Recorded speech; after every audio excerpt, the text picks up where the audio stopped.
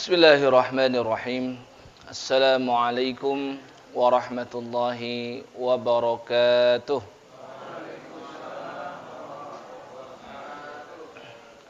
Innal hamdalillah nahmaduhu wa nasta'inuhu wa nastaghfiruh wa na'udzu billahi min shururi anfusina wa min sayyiati a'malina. من يهده الله فلا مضل له ومن يضلل فلا هادي له اللهم صل على محمد وعلى آل محمد كما صليت على آل إبراهيم وبارك على محمد وعلى آل محمد كما باركت على آل إبراهيم في العالمين إنك حميد مجيد اللهم سبحانك لا علم لنا إلا ما علمتنا إنك أنت العليم الحكيم وعلمنا ما ينفعنا وانفعنا بما علمتنا ربنا زدنا علما وارزقنا فهما آمين يا رب العالمين ثم أما بعد. Pada malam hari ini kita akan lanjutkan bahasan kitab tentang Adabul Mufrad. Namun karena pekan yang lalu kita sudah menyampaikan tentang biografi dari penulisnya Al-Imam Al-Bukhari dan belum selesai kita sampaikan, maka pada malam hari ini akan kita lanjutkan pembahasan tersebut. Adapun kita lanjutkan Al-Imam Al-Bukhari Muhammad bin Ismail, ya, masih ingat namanya Muhammad bin Ismail bin Ibrahim Al-Mughirah, dan dia dari Bukhara, Uzbekistan, maka disebut dengan Al-Bukhari. Kalau kita dari Jawa, Al-Jawi, dari Banten, Al-Bantani, ya, Palembang, Al-Falimbani, benar enggak? Ya, dari Termas, At-Tarmisi, ya. Apalagi? Banyak macam-macam. Al-Batawi, ya kan? As-Sundawi, apalagi? Banyak. Itu nisbat kepada tempat. Ya, kadang nisbat kepada klan atau suku, keturunan Quraisy maka Al-Qurashi, keturunan Taim maka At-Taimi. Banyak, itu namanya nisbat. Dia lahir di Bukhara, maka dinisbatkan kepadanya Al-Bukhari. Jadi Imam Bukhari bukan orang Arab. Tuh, enggak seperti yang difahami banyak kaum muslimin di Indonesia. Dikira Bukhari, Muslim itu semua orang Arab, padahal bukan. Dan ini menunjukkan bahwasannya Allah itu maha adil. Jika orang-orang Arab itu berjasa untuk menyebarkan Islam, ya, dari kalangan sahabat, maka Allah sediakan orang-orang non-Arab yang juga untuk menguatkan agama Islam. Nah, inilah imam-imam hadis, ternyata mereka bukan orang Arab, ya. Dan kita sudah sampaikan bagaimana Al-Imam Al-Bukhari itu proses beliau menuntut ilmu sangat luar biasa gigihnya, dan juga beliau awalnya diremehkan. Sudah kita sampaikan juga di masa kecil beliau itu buta. Kemudian karena mustajab doa ibunya, maka ibunya mimpi melihat Nabi Ibrahim. Kemudian Ibrahim berkata bahwasanya anakmu sudah sembuh. Maka bangun tidur di pagi hari, si anak sudah sembuh, bisa kembali melihat. Itu sudah kita sampaikan di pekan lalu. Maka sekarang kita masuk kepada kesolihan dan kesuhudan Imam Al-Bukhari. Ini menjadi sangat penting kalau kita membahas tentang para ulama, ya, karena mereka adalah guru, dan para ulama di zaman dulu itu adalah ulama yang mampu mengumpulkan 3 hal penting, 3 unsur. Yang pertama kecerdasan dan keilmuan, ya. Di zaman sekarang banyak para ustadz, para tuan guru, ya, para kiai yang memiliki ini banyak. Tapi enggak banyak yang memiliki 2 berikutnya, yaitu adalah keluhuran akhlak. Ya, keluhuran akhlak. Ada di zaman kita saat ini yang ustadznya cerdas tapi akhlaknya enggak bagus. Atau ada yang akhlaknya bagus tapi kecerdasannya ya biasa-biasa saja. Ya, kalau ulama dulu generasi sahabat, tabi'in dan tabi'ut tabi'in mengumpulkan 3 hal ini. Unsur yang ketiga dan terakhir ini apa? Ya, rutinitas ibadah yang sangat padat. Jadi mereka itu ahli ibadah, ahli ilmu, dan juga mereka orang yang berakhlak mulia. Maka dari manapun kita ingin membahas tentang ulama-ulama ini, di situ kita akan selalu dapat kebaikan.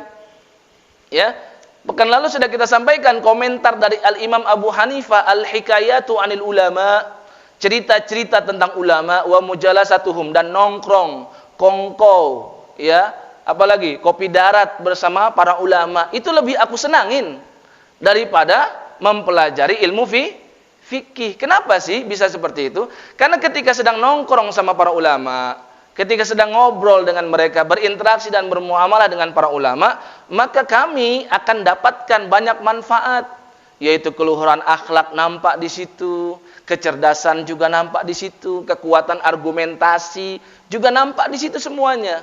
Maka mereka itu umumnya dahulu kala belajar adab dulu puluhan tahun, 30 tahun, 40 tahun, belajar ilmunya cuma 10 tahun. Ya, inilah yang menghadirkan keberkahan. Dan tidak hanya tadi akhlak dan juga ilmu, tapi ini diamalkan. Karena di antara adab terhadap ilmu yaitu mengamalkan ilmu.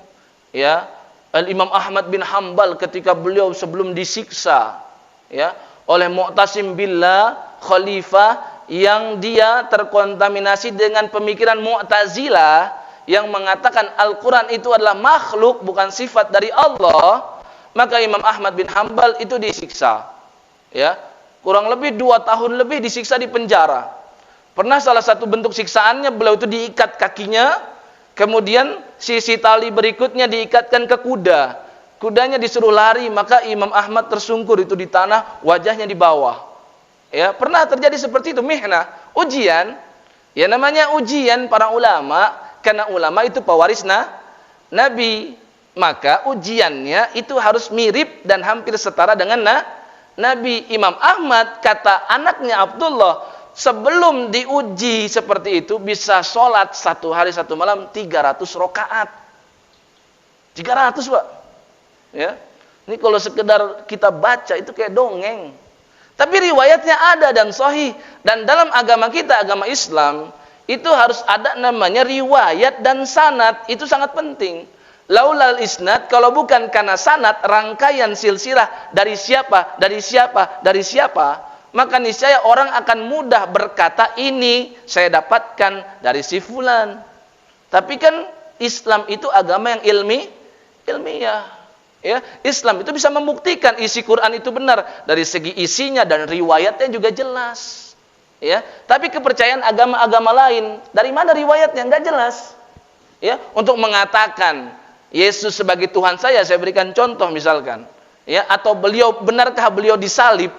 Itu riwayatnya nggak jelas dari siapa, cuma kepercayaan bohong yang diriwayatkan dari satu orang ke orang berikutnya, berita hoax dan seterusnya. Tapi kalau agama Islam itu harus jelas riwayatnya. Maka diceritakan oleh Abdullah 300 rakaat Imam Ahmad itu sholat. Dan Imam Ahmad salah satu gurunya Imam Al-Bukhari. Ya, salah satu gurunya Al-Imam Al-Bukhari. Ya, setelah diazab, setelah disiksa, beliau itu mampu sholat setengahnya, 150 rakaat. Kita nggak disiksa, kita aman, 150 pun juga enggak. Ya kan? 150 rakaat. Ya, sehari semalam itu paling bisa kita katakan 40 rakaat lah. Kalau sholat tahajud iya, sholat duha yang 8 rakaat iya, sholat rawatib iya, dengan sholat 5 waktu paling 40 rakaatan. Artinya selain 40 ini, mereka tunaikan sholat hajat, mereka tunaikan sholat istikharah, bermacam-macam. Ya, ini contoh kesolihan digabungkan dengan keilmuan, kecerdasan, serta keluhuran akhlak. Maka jadilah mereka para ulama yang selalu dikenang sampai saat ini masih abadi nama mereka. Ya. Nah, di antara kesolihan Al-Imam Al-Bukhari diceritakan oleh Al-Husain bin Muhammad As-Samarqandi dari Samarkand. Kata beliau, kana qalilal kalam. Imam Bukhari itu sedikit ngomong. Nah, karena memang ciri khas kebodohan seseorang itu banyak ngomong, banyak salah. Dan sudah cukup dikatakan ahli neraka ketika kesalahannya lebih banyak daripada kebenaran. Ya. Ini ciri para pakar hadis. Itu kalau ngomong isinya sabda Nabi. Selain sabda Nabi nggak mau ngomong, diam aja. Kana qalilal kalam. Dan yang menarik, kana la yatma'u fima indan nas. Imam Al-Bukhari itu nggak merasa iri sama yang dimiliki orang lain. Oh, kita itu Pak ya, tetangga punya mobil baru, Kalaupun kita nggak sampai hasad dan dengki, paling nggak dibahas dulu sama istri. Baru tuh, gitu kan?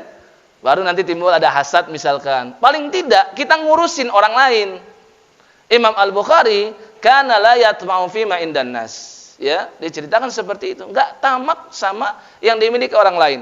Ya, wa kana la yashtagilu bi umurin nas. Maka kalau sudah begitu, beliau itu enggak mau ngurusin orang lain. Beliau sibuk untuk menuntut ilmu. Maka beliau fokus hidupnya, jelas ada orientasi hidupnya, yaitu untuk menuntut ilmu.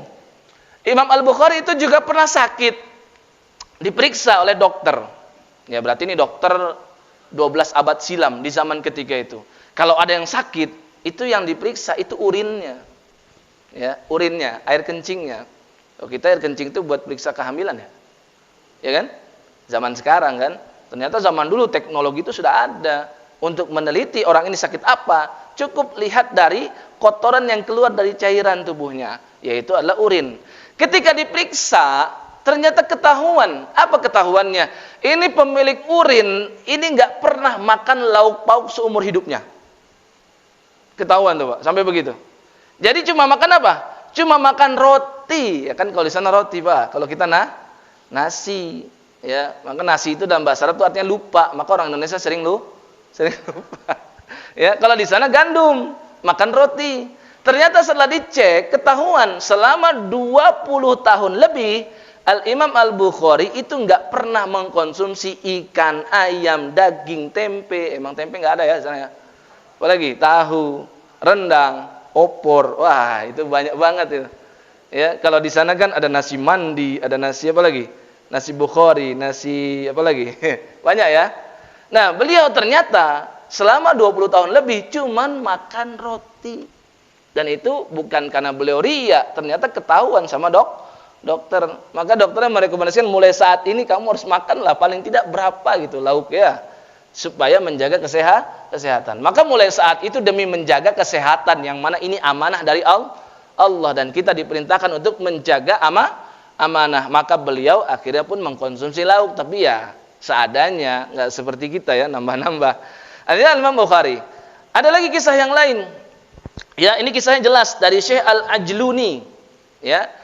Yaitu ini kitab yang diterjemahkan bahkan ke bahasa India, bahwasanya dulu Al-Imam Al-Bukhari pernah sedang dalam perjalanan untuk menuntut ilmu. Dan memang para ulama itu sebenarnya punya uang banyak.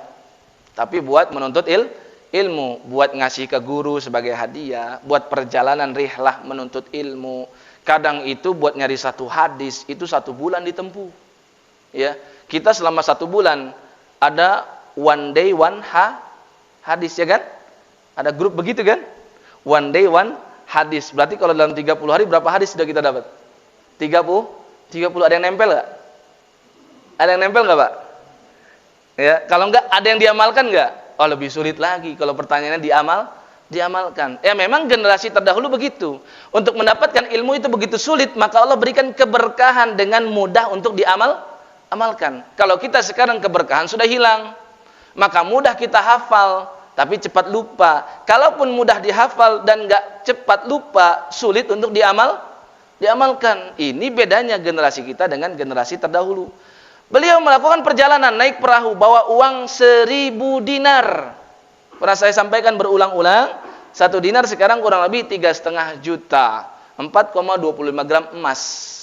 Berarti kalau 1 keping 1 dinar itu 3,5 juta, 1000 dinar berapa? Tambahkan nolnya 3 tuh di belakang. Miliaran kan? Beliau bawa itu ya di dalam perahu untuk perjalanan menuntut ilmu. Ya, bukan buat bermewah-mewahan dan megah-megahan. Maka ketika beliau bertemu dengan seseorang, kemudian kenalan, tiba-tiba beliau merasa ada kedekatan hati dengan orang tersebut. Maka cerita panjang ya, tapi beliau nggak ngasih tahu kalau dirinya adalah Al-Bukhari. Kan zaman dulu ulama nggak punya Facebook ya, nggak punya Instagram, apalagi YouTube. Jadi nggak kenal. Namanya sudah harum, tapi orangnya yang mana nggak tahu. Ya, ketika sebut namanya baru ngeh dia. Kalau kita sekarang beda, udah kenal ustadznya, tahu itu sosok foto profilnya seperti apa. Zaman sekarang kan begitu. Ya, nah maka beliau ngobrol panjang lebar sampai akhirnya beliau ceritakan kalau di dalam baju beliau itu ada kantung dan ada 1000 keping emas, 1000 dinar. Sampai cerita agak dalam, berarti ini sangat dekat berarti saat itu. Maka si orang yang mendengar ini dia berpikir, ini ada pikiran jahat. Kan kata Bang Napi itu ya, kejahatan tidak hanya karena niat si pelaku, tapi karena ada kesempatan nih lawan bicaranya, ngobrolnya enak, ternyata bawa uang 1000 dinar, miliaran kalau zaman kita sekarang. Maka dia bikin hilah, dia bikin tipu daya. Di malam hari, maka dia tiba-tiba berteriak sehingga seisi kapal itu semua bangun dari tidur. Dia teriak-teriak kayak orang gila. Dia kata, kenapa? Uang yang aku bawa dicuri orang. Ditanya berapa? 1000 dinar. Pengen ngejebak siapa? Pengen ngejebak Imam Al-Bukhari. Dan Imam Al-Bukhari itu thiqah, kredibel, ya, adalah, adil. Kalau riwayat apapun yang disampaikan oleh beliau itu dipercaya. Ya, dan itu adalah harta terbesar bagi seorang pakar hadis. Ketika dia sampaikan Rasul bersabda begini, orang langsung percaya. Kenapa? Ya Bukhari yang ngomong. Ya, kalau bukan dia yang ngomong, ya saya nggak akan percaya. Begitu dulu. Ya, kredibilitas seorang ahli hadis itu harta terbesar yang mereka punya. Maka ketika dikatakan seperti itu, Imam Al-Bukhari jadi tahu, aduh ini ada maksud nggak bagus nih, pengen menuduh beliau. Karena dicari-cari itu di setiap kantung, kresek, apalagi tas, muatan-muatan yang dibawa oleh orang-orang yang naik perahu. Ada nggak uang segitu? Karena jarang banget ada orang bawa 1000 dinar sebanyak itu. Maka ketika sudah mau Imam Al-Bukhari yang diperiksa, apa yang beliau lakukan? Beliau buang itu ke laut 1000 dinar semuanya, tanpa pikir panjang. Ya. Setelah beliau buang ke laut bagaimana? Ya nggak bisa diambil lagi, ya. Maka orang yang niat tadi untuk menuduh, ketika sudah nggak didapatkan itu di manapun, dia justru dimaki-maki oleh orang yang ada di atas kapal. Mana nggak ada, bohong kamu dan sebagainya. Ya, tapi yang dia pikir kenapa? Kok nggak ada ya di si Bukhari gitu kan, di si orang tersebut. Maka akhirnya dia pun sudah buat salah, sudah mau nuduh, masih nggak malu nanya ke Imam Al-Bukhari, kemana uang yang kamu bawa 1000 dinar itu? Maka Al-Imam Al-Bukhari kasih tahu, ya saya buanglah ke laut. Kamu nih gangga aja nuduhnya gitu kan, mau nuduh saya gitu. Nanti kalau seandainya ketahuan dia adalah pencuri dan dia diketahui namanya Al-Bukhari, niscaya hadisnya itu nggak akan kita terima, Pak. Karena mencuri itu adalah dosa yang besar. Makanya ada hukum hadnya. Dan salah satu ciri dosa besar itu ada hukum had yang sudah ditentukan oleh syariat, yaitu potong tangan. Maka ketika Al-Imam Al-Bukhari dikatakan oleh orang tersebut, kamu bodoh, ya, 1000 dinar kamu buang begitu saja, udah gitu kamu nggak nangis-nangis gitu kan, rela-rela aja. Justru Imam Al-Bukhari balik, dia berkata, ya jahil, yang bodoh saya atau kamu?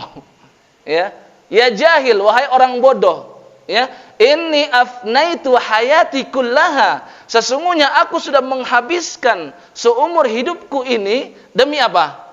Demi mendapatkan hadis Nabi Muhammad sallallahu alaihi wasallam. Wa arafal alimu thiqati, dan semua ulama itu kenal dengan kesikohan saya, kredibilitas saya. Saya kalau ngomong ini dari Rasul, maka semua percaya.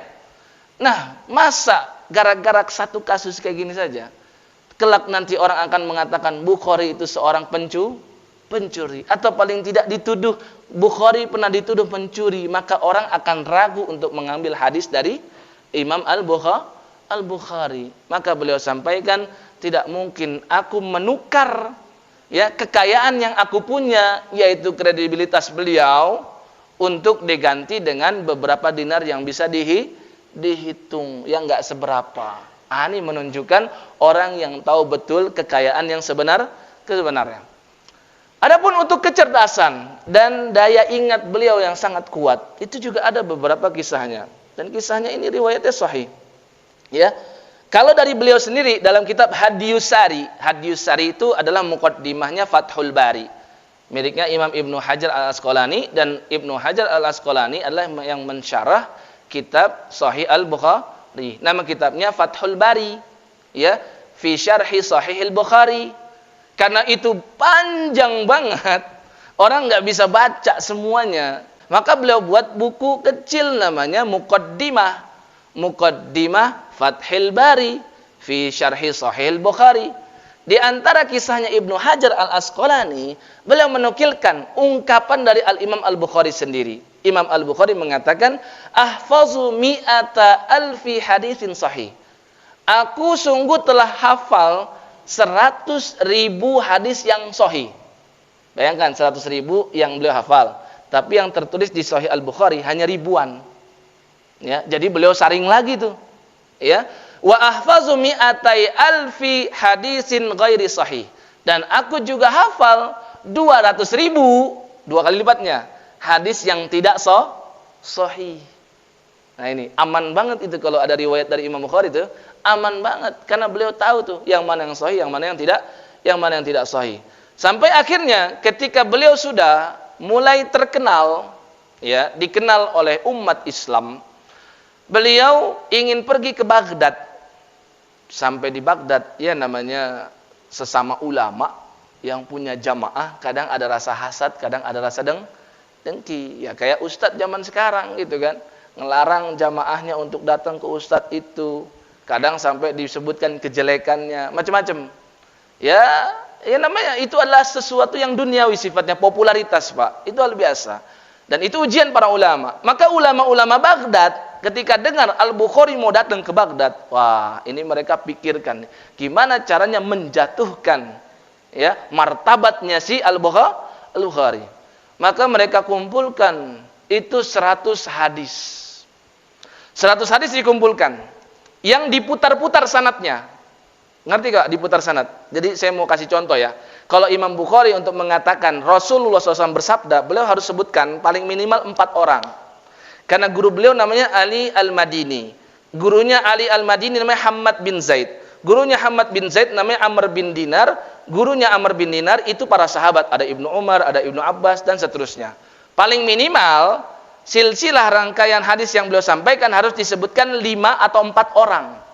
Kayak kalau Imam Syafi'i itu saya dapat dari Malik bin Anas dapat dari Nafi dari Ibnu Umar sahabat Nabi. Itu 3 orang. Kalau ini 4 sampai dengan 5 orang. Maka diputar-putar 100 hadis. Bayangkan 100 hadis. Satu hadis ada riwayat perawinya paling tidak 5 orang minimal. Diputar. Yang harusnya Alim Al-Madini, maka diputar Hamad bin Zaid yang di bawah. Seperti itu, diputar-putar. 100 hadis ini dibagi ke 10 orang, 10 ulama. Jadi ternyata ini persekusi yang dilakukan oleh ulama juga nih, ya. Jadi kumpulan para ulama yang dengki kepada beliau. 10 orang menyebutkan masing-masing 10 hadis. Imam Bukhari datang, masih di gerbang pintu Baghdad, Pak, sudah disambut. Ya, kalau itu harusnya disambit ya sebenarnya. Disambit dengan banyak pertanyaan.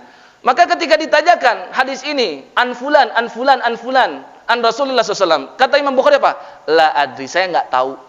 100 hadis disebutkan oleh 10 orang, masing-masing 10 hadis disebutkan setiap orang. Semuanya Imam Bukhari cuma mengatakan saya tidak tahu. Kenapa? Ya memang salah riwayatnya, diputar-putar. Ya, tapi kata Imam Bukhari itu lewat, maka beliau datangi satu persatu orangnya. Cuma sekali ngomong, 100 hadis semua sudah tersimpan ke sini. Ya, beliau sebutkan. Adapun hadis yang tadi kamu sebutkan, riwayatnya dari fulan.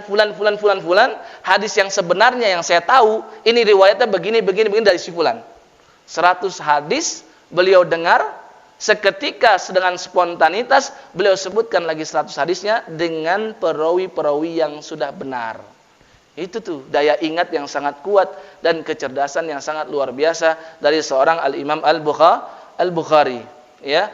Adapun ya berkenaan atau berkaitan dengan masalah beliau itu pernah juga diuji seperti tadi Imam Ahmad bin Hambal.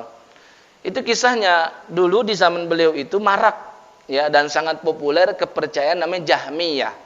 Jahmiyah ini mirip-mirip juga dengan Mu'tazilah, mengatakan Al-Quran itu adalah makhluk. Pernah dalam satu majelis kayak begini, Pak, Imam Bukhari ini bukan ustadz zaman sekarang. Yang hadir itu cuma 1 doang muridnya. Bayangin Pak. Dari yang awalnya dalam satu majelis taklim sekali hadir itu orang bisa sampai puluhan ribu, tiba-tiba pernah kajiannya Imam Al-Bukhari yang hadir cuma satu orang. Siapa dia? Tahu nggak? Murid yang paling setia Imam Muslim yang buat Sahih Imam Muslim. Itu muridnya Imam Bukhari itu. Itu yang paling setia kepada Imam Bukhari. Kenapa bisa terjadi seperti itu? Karena dulu Imam Al-Bukhari pernah dituduh dia kelompoknya Jahmiyah. Ketika beliau datang ke Samarkand, di situ ada ulama juga yang sangat menghormati Imam Al-Bukhari. Maka dia sampaikan kepada murid-muridnya, kalian jangan terus-terusan ke sini, sekali-kali mampir ke majelisnya Al-Bukhari. Dia cerdas, dia begini-begini, sebutkan kebaikannya. Maka datang ke sana. Sampai suatu ketika ada yang cari masalah nih, kadang nih murid-murid cari masalah, Pak. Kadang ustadznya beres, jamaahnya enggak beres. Kadang begitu, ya. Ustadznya bagus, jamaahnya saking ngefans sama ustadznya bikin video YouTube Ustadz Fulan versus ustadz yang lain. Ya, dibentur-benturkan. Begitu juga terjadi di zaman Al-Imam Al-Bukhari. Salah satu muridnya ngetes Imam Bukhari, bertanya tentang apakah Al-Qur'an itu makhluk. Maka jawaban Al-Imam Al-Bukhari, beliau mengatakan, Al-Quran itu kalamullah, firmannya Allah. Artinya sifat mutakallimnya Allah, karena Allah memiliki asmaul husna, mutakallim yang bisa berbicara. Kita mutakallim, Allah mutakallim, tapi hakikat takallumnya berbeda. Dikatakan Allah berbicara, hambanya juga berbicara. Apakah sama? Laisa kamitslihi syai'. Tidak ada kesamaan antara Allah dengan hamba-hamba hanya. Walam yakul lahu kufuwan ahad. Maka hakikatnya seperti apa? Itu urusan Allah. Kita sebagai hamba nggak akan sampai akal kita ke sana. Maka Imam Al-Bukhari mengatakan Al-Quran itu kalamullah. Tapi setiap lafal Al-Quran yang keluar dari lisan saya itu adalah makhluk. Ngerti gak bedanya? Ya, Al-Quran itu firman Allah, maka bukan makhluk. Tapi kalau aku sedang baca Al-Quran, karena suaranya keluar dari lisanku, maka ini makhluk bukan? Makhluk. Karena manusianya saja makhluk. Setiap yang keluar dari mulut manusia juga makhluk. Nah ini nih, santri yang gak beres. Ya, nangkepnya dia mengatakan apa? Bukhari telah mengatakan Al-Quran itu makhluk. Padahal Imam Bukhari sengaja mendetailkan supaya lebih jelas. Quran yang keluar dari lisanku itu makhluk. Dan pertanyaan seperti ini namanya bid'ah. Mirip kayak Imam Malik dulu juga mengatakan begitu. Ya, Allah itu beristiwa di atas arsy dan bertanya tentang bagaimana sih bentuk istiwanya, itu adalah bid'ah. Mirip jawaban Imam Bukhari begitu. Ya, maka akhirnya disebarkan itu. Ya, ke banyak kajian-kajian. Jangan lagi datang ke Bukhari. Dia sudah terkontaminasi dengan pemikiran Jahmiyah. Guru-guru juga ada yang begitu, kemakan isu, ya, berita hoax tersebar, ya, maka akhirnya nggak ada lagi yang hadir di kajian Imam Al-Bukhari. Kajian hadis nggak ada yang datang, kecuali satu murid yang paling setia, Imam Muslim. Ya, sedangkan Imam Muslim itu juga salah satu murid dari guru yang mengatakan jangan datang ke Imam Bukhari. Tapi saking setianya dan percayanya dengan Imam Al-Bukhari, Imam Muslim mengambil tulisan-tulisan yang dia dapat dari guru-guru yang lain, ya, dia ambil, dia letakkan ke atas onta, disuruh onta itu kirimkan ke guru-gurunya. Maksudnya apa? Ya, artinya kalau guru itu menuntut Imam Muslim, kamu kan muridku, jangan datang ke Bukhari, kau nggak mau nurut, maka Imam Muslim kembalikan hadis yang pernah dengar dari guru tersebut. Saking apa? Saking percayanya dengan Al-Imam Al-Bukhari dan saking setianya dengan Al-Imam Al-Bukhari. Ya, ini luar biasa Al-Imam Al-Bukhari. Maka kita lihat karya tulis beliau, ya, luar biasa. Siapa yang enggak kenal dengan Sahih Al-Imam Al-Bukhari? Yang dikatakan oleh para ulama, kitab yang paling sahih setelah Al-Qur'anul Karim. Ya, Imam Muslim buat sahih juga, bahkan tidak setinggi derajatnya sahih gurunya Al-Imam Al-Bukhari. Ya, tapi hadis ini itu begitu kompleks, Pak. Sangat luas pembahasannya. Maka kita pilih di kajian kita malam hari Jumat, malam Sabtu, itu kitab beliau yang lain, yang lebih spesifik, namanya Adabul Mufrad. Insyaallah pekan depan kita akan bahas tentang al-adabul mufrad. Adab yang harus dimiliki setiap muslim. Ya. Kalau di Sahih Al-Bukhari itu ada kitab salat, ada kitab zakat, ya. Ada kitab Al-Idain, kitab Idul Fitri dan Idul Adha, kitab Shadaqah dan lain sebagainya. Maka di sini di kitab Adabul Mufrad itu hanya satu pembahasannya, semuanya tentang adab. Ya. Dan murid-murid Imam Bukhari, saya akan tutup sebentar lagi, ya. Itu juga adalah imam-imam besar. Ini diantara ciri keberkahan seorang ulama, mampu melahirkan ulama-ulama yang lain. Salah satu contoh tadi muridnya Imam Bukhari, Imam Muslim, itu sudah jelas, enggak usah kita pertanyakan. Ya, murid yang lain siapa? Muhammad bin Isa At-Tirmidzi. Kadang orang sebut At-Turmudzi. Ya, itu juga muridnya Al-Imam Al-Bukhari. Ya, ada juga muridnya Al-Imam Al-Bukhari, yaitu adalah Al-Imam An-Nasa'i. Sunan Nasa'i, ada Sunan At-Tirmidzi. Ternyata dua orang itu adalah muridnya Al-Imam Al-Bukhari. Ada juga Ibnu Khuzaimah bikin Sahih Ibnu Khuzaimah, itu juga muridnya Imam Bukhari. Ada Ibnu Hibban, Sahih Ibnu Hibban, buat juga beliau kitab Sahih. Itu juga muridnya siapa? Al-Imam Al-Bukhari. Ada Sunan Ad-Darimi, Ad-Darimi itu juga muridnya Al-Imam Al-Bukhari. Banyak sekali. Banyak muridnya Al-Imam Bukhari yang jadi orang besar dan jadi ulama besar juga. Ini ciri keberkahan Al-Imam Al-Bukhari, dan beliau pada akhirnya wafat di malam takbiran. Ya, kalau malam takbiran di Indonesia. Di sana di malam Idul Fitri, di tanggal 30 Ramadan, ya, atau tanggal 1 Syawal. Di malam hari beliau wafat di tahun 256 Hijriah. Dari 194 Hijriah sampai 256 Hijriah, rahimahullahu taala, akhirnya menghadap Allah Jalla Jalaluhu dan diwafatkan dan disolatkan oleh ratusan ribu umat saat itu, dan wafatnya berada di Khurasan. Allahu a'lamu bishawab.